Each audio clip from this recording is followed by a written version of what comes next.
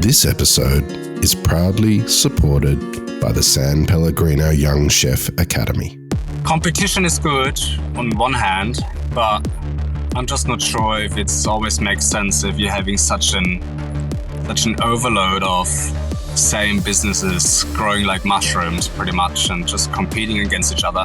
Hey everybody, it's Dani Valent with you for another episode of Dirty Linen. Super happy to be chatting to you today, and I've got another great guest on the podcast. Every couple of years, the time comes around and young chefs around the world compete to be anointed for the San Pellegrino Young Chef Academy.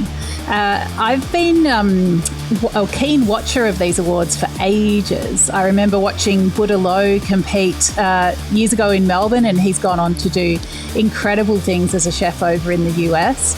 And 2 years ago, I was in Sydney for competition and watched some really keen, hardworking, diligent young chefs work alongside their mentors to put up beautiful dishes for illustrious judges. The person who came through for the Asia Pacific was Robin Wagner. Robin was our region's representative at the awards the following year in Milan. And as we get close to choosing chefs for this round of awards, I thought it was a great opportunity to catch up with Robin, chat about those old days and talk about what's coming up for him now. So Robin, welcome to Dirty Linen. Hello, Dani. Thank you very much for being back on the show. Yeah, well, it's so good to chat to you. It's been a while. Tell us about post-competition life. The highs. Tell me about what's happened since we last spoke. Post-competition, to be honest, in my private and occupational life, it has been a little bit more quiet, but there's certain reasons. Firstly, probably not big announcement, but we're getting our second one in September. So for me, taking care of family is a little bit more in priority. Then on the other hand, it's still the same. So literally, cooking has been a little bit quieter, I think, in regards to pushing vegan or vegetarian dishes. It's always more an up and down, depending how you're going to place it in a restaurant menu or in the structure of a restaurant. How would you say, on a restaurant running kind of thing, because it's hasn't been that push as I thought it would be, to be honest. But Adelaide itself, it's pushing a little bit further. We're having a lot of similar business here, which opening up, which is a little bit frustrating. You can't see much of a difference, but it's still good. I think hospital still needs time a little bit to recover, to be honest. Yeah, well, you touch on so many interesting things in that answer, Robin, and I think it's interesting that you highlight family first up. I think work-life balance is something that everybody in hospitality is always considering and wondering where to put the priorities in terms of time, but also focus. And I have heard from other operators in terms of vegan and vegetarian dining, whether it's on menus or in businesses that cater completely to people who are going meat-free or plant-based, that it's a tricky space. I think it's one of those food movements that perhaps almost feels like it's going to have a moment or take over, but then it seems to recede a little bit. I mean, is that how you see it? Yeah, it really depends. I can just talk from my experience at the moment. If you honestly place it on an a la carte menu to choose from, because customers still want to have the flexibility, to choose several dishes, or want to be involved in the kind of having the privilege to choose, for also being aware and being involved in that kind of journey, what you try to provide. I always have the feeling that if you're placing vegetarian or vegan dishes on, no one sees the kind of value in it. So everyone thinks with the protein, you're having a bigger value in that kind of comparison, but no one wants to see or to accept how much effort goes into it behind the scene. If you place it on a degustation menu, I think it is easier to place it the same way. You just try not to overprice it, but you can manage your costing much, much better, just with little small adjustments, to break even, which is a good thing.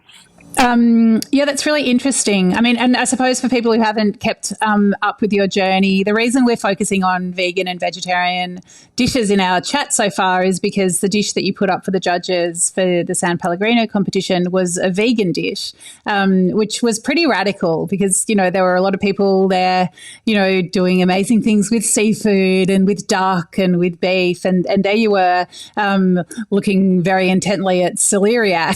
So, but you really impressed the judges. I think it was Josh Nyland who said it was the best thing he'd eaten all year. I mean, how brave did you feel going vegan for the competition? It wasn't really about braveness. It was more at this stage, as I still worked at McGill as sous chef for 4 years. It was pretty much in that kind of development process. It was one of the dishes where you would have said at this stage, it is mine. Yeah, it's nothing which just got placed together or we pulled it apart drastically or made big adjustments. It was there, and that's the reason why we put it on the menu. And it was just a great cleanser through the whole degustation, and just for that kind of season, for the 3 months we're having during early autumn and winter, because the season is the best for celery. And apple is literally pretty much because it's like a storage vegetable. Oh, sorry, storage fruit. It's just like it keeps it all going and brings that kind of freshness.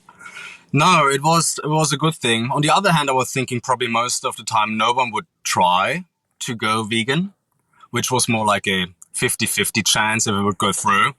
For that kind of experience, it was great. If you see it from the whole competition side, we only had 2 from 15 competitors which had a plant-based dish. There was the guy from the UK who did a vegetarian dish, and was Australia who did, in this case, a vegan dish. And everything else was at least protein or fish in it, meat or fish. So it was very interesting. After that kind of period, I never got that kind of response, unfortunately, or it never came that much back as I thought it would be. But it was still an amazing experience if you consider it was a vegan dish in the top 15 in the world.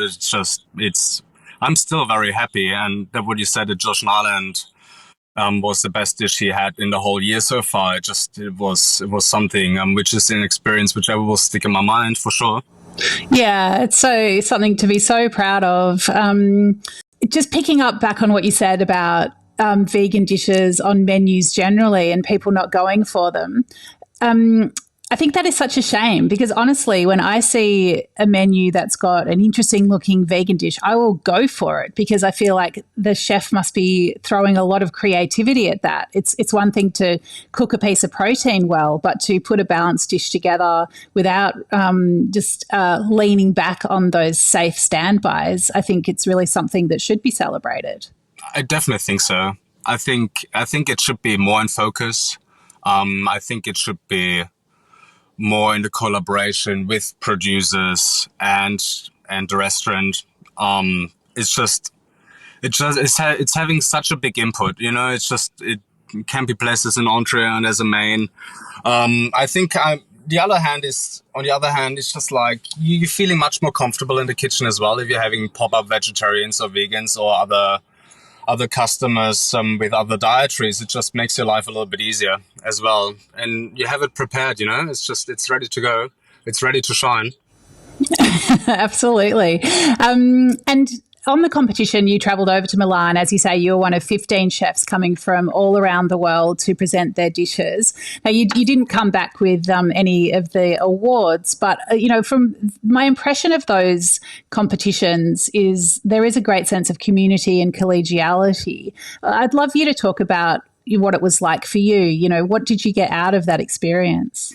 Yeah, it's a really interesting one. Firstly, from all countries, all the chefs around the world, we all came there to Milan for those 3 days to spend pretty much together. And we never had the kind of feeling it would have been a competition, to be honest. It was more like we were sharing a lot of knowledge. We were sitting down, depending what kind of interest you're having in supplies or your quality standards or whatever you're into, you start separating in small groups. You were talking a lot. We had time, to discuss things even as a younger generation of chefs, and it's still things which bringing you so much more than just taking home the title or anything. I'm still in contact with the guys from around the world, Canada, UK, Singapore, and you're still talking and flicking messages around. It's having so much input, and it's such a big thing. Like Alma over there, Italy itself, what the guys are doing for that week is enormous. You won't believe it if you haven't seen it, what's going on there. Everything gets treated like art pieces. Cookery gets supported by the government. It's just, cooking is another level over there. The support is another level over there. The understanding as well, it's mind blowing. It's really good. It's just, to bring the community around the world back together and having the capability to talk to everyone and having Peter Gilmore as a mentor, just to have the chance to stay in the key kitchen, to prepare your dish, to train for it. It's like something which no one can take from you, and I think it's really important. That is amazing. And yeah, I did want to ask you about Peter Gilmore as your mentor. What was that like? What was he like to work with? And how do you think your performance changed because he was beside you? There's on my feeling, I never had the feeling of pressure because I had the feeling I'm staying a little bit separate, a little bit off distance from the whole group because of a vegan dish. For me, it was just like, yeah, you're one of the top 15 and you're the only one who's presenting plain vegetables, to be honest. To have a dish created which did not need any adjustments from his side, only his full support, and to go through so many things in regards to presentation. There was so much more involved.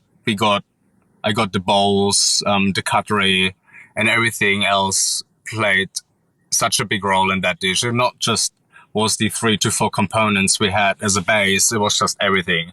Like the depth of the bowl, the weight of the cutlery, the temperature and textures in the whole dish, which are so important to it to make it like a real runner. It was more the question how you would present it in a competition, because everything looks a little bit different, a little bit more.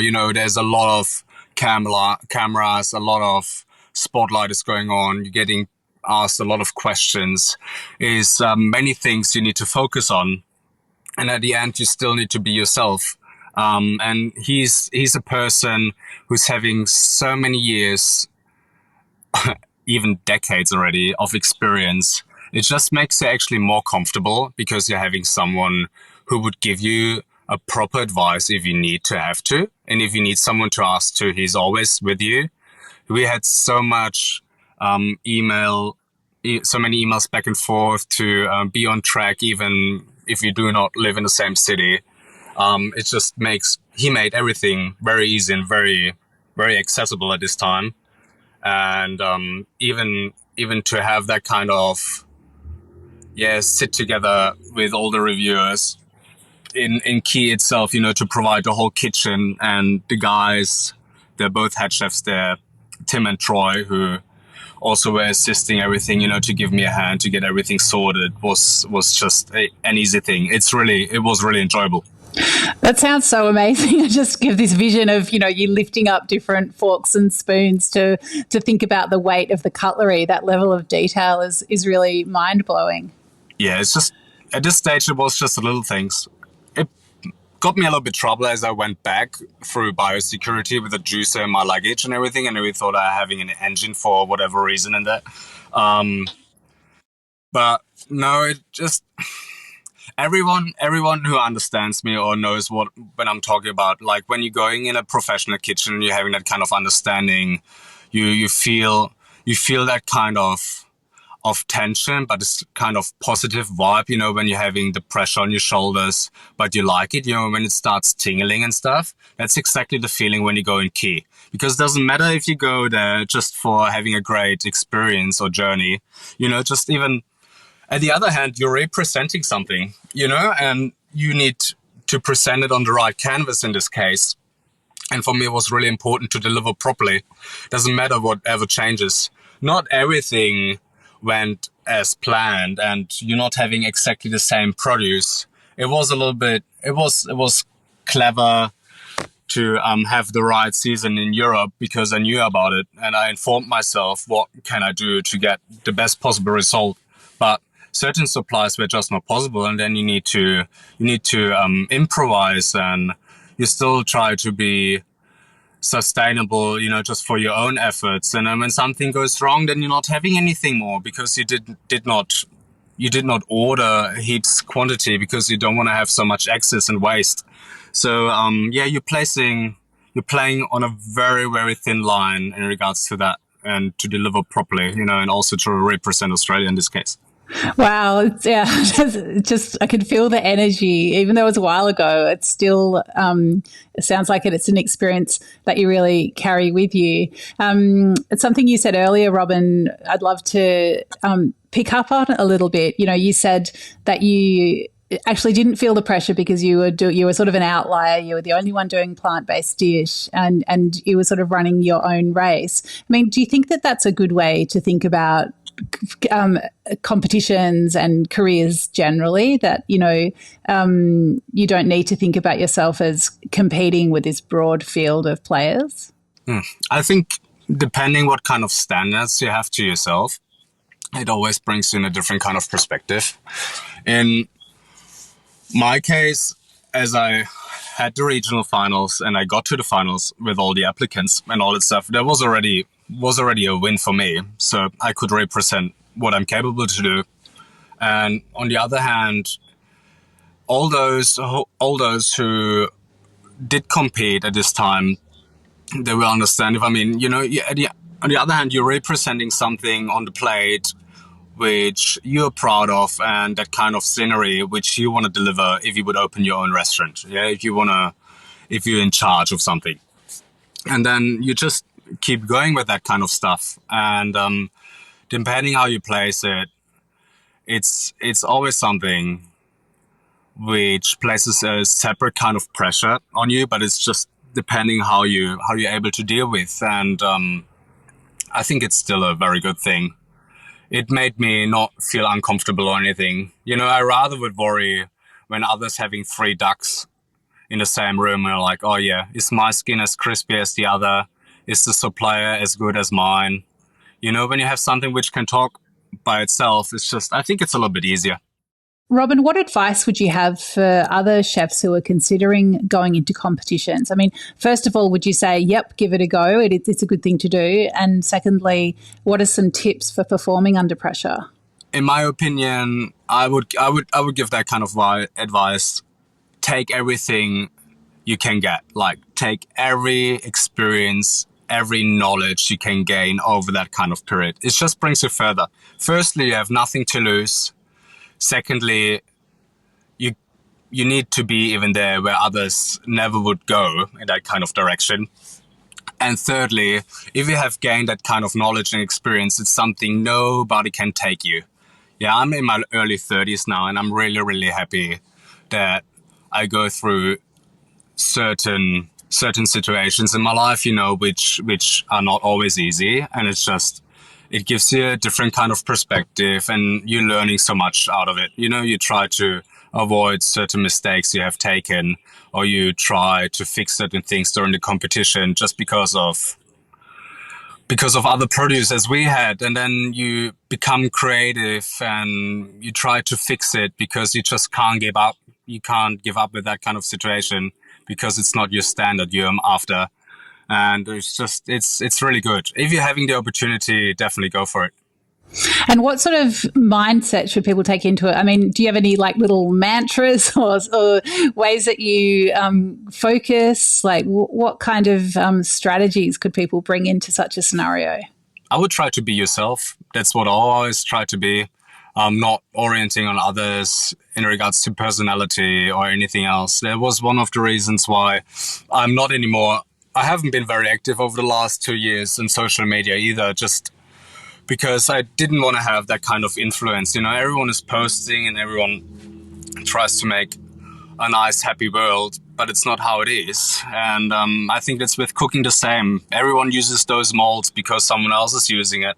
And I think everyone should showcase what they're really after, you know? There are a lot of great chefs out there. They're having the signature dishes. And if you're having a look at it, you know exactly where it's coming from. So just present what you like to be and showcase it on your plate. And it's really important to stay calm. And you only can calm with a good mindset.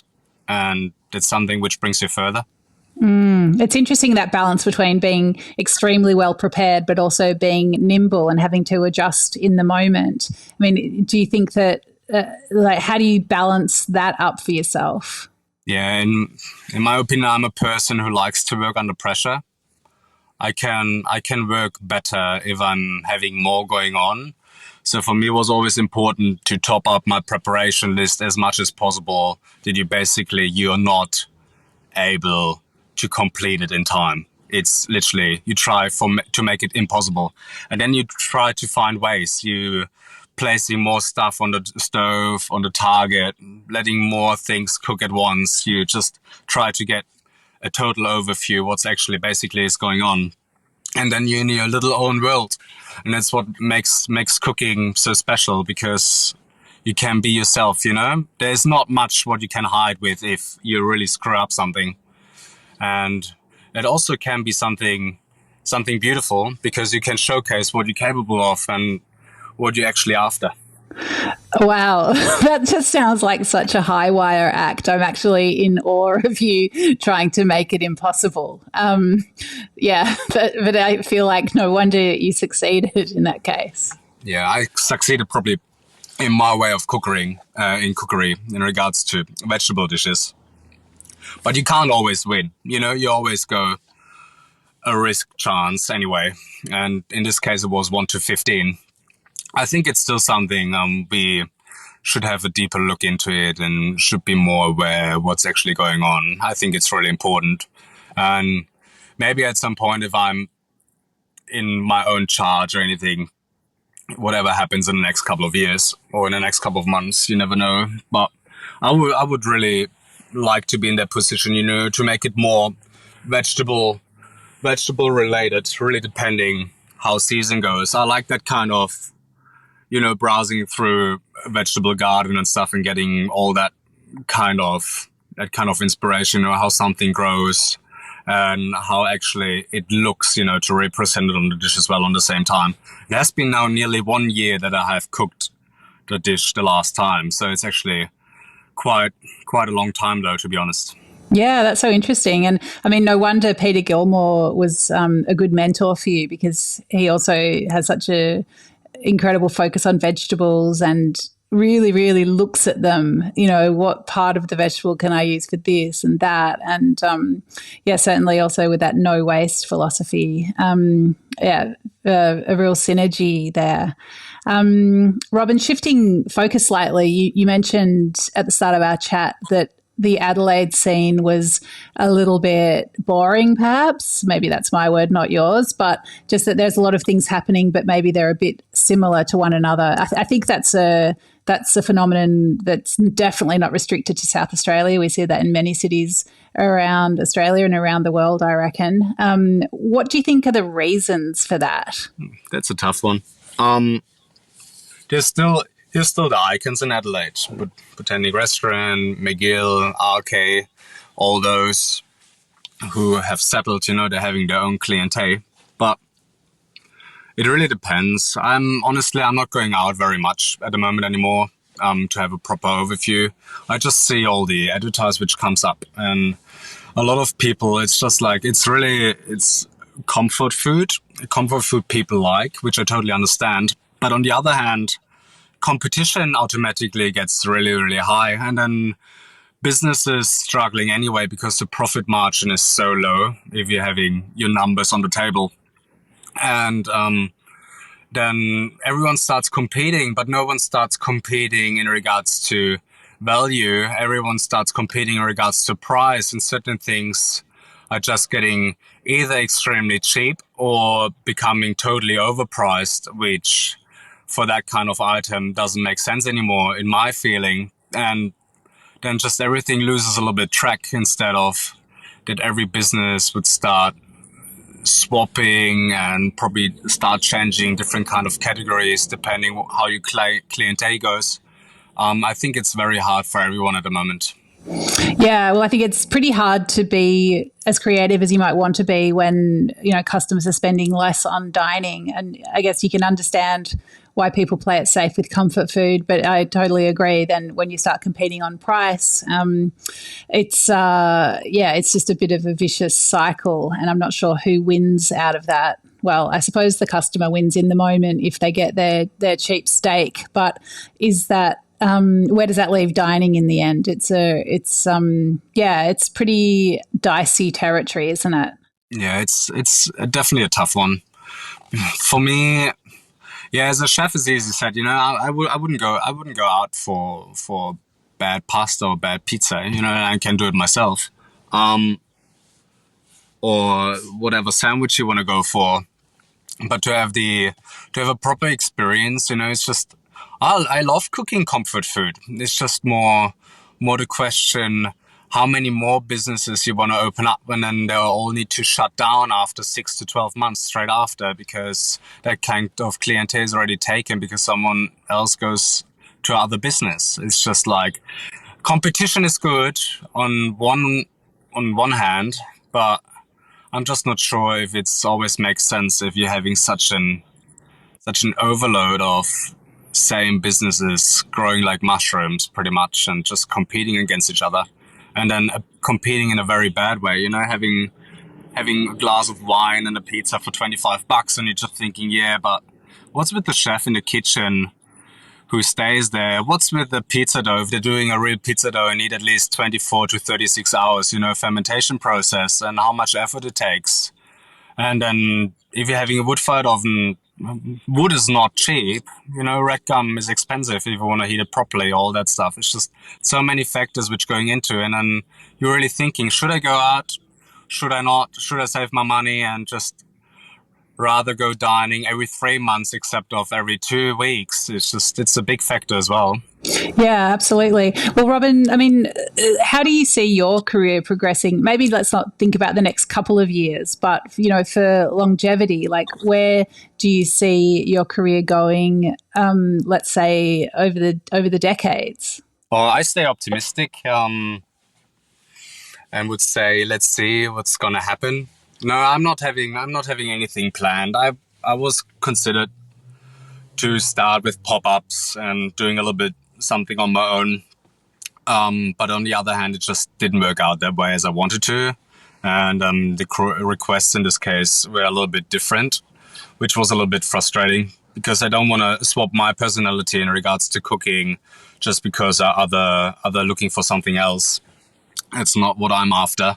I'm constantly looking. I'm always like to have good chats with others. Adelaide is small on one side, but Australia is big, and you need to keep connections going. It's really important. Honestly, Dani, I can't tell you what's going to happen next. I will keep you posted for sure. Well, we're always interested in what you're up to, so definitely do keep us posted. So, Robin, as the contestants get ready for the next round of competition, have you got any final words for them? Just keep pushing. You will make it. It's going to be an amazing experience. Doesn't matter if you only go to Sydney or if you're going overseas to Milan. It's going to be great, honestly. I love it. Well, very encouraging and wonderful to catch up. Thank you so much for all the thought that you put into cooking and your career and the state of dining. Really fantastic to speak with you, Robin. Thank you. Thank you, Dani. Thanks for having me. This is Dirty Linen, and I'm Dani Valent. We air the issues that the hospitality industry finds hard to talk about, hearing from different people with unique perspectives. We want to hear from you as well. If you have something that needs to be said about a topic, get in touch so we can include your perspective. Contact us at dirtylinen@deepintheweeds.com.au or hit us up on Insta at Dirty Linen Podcast. We can't wait to hear from you. This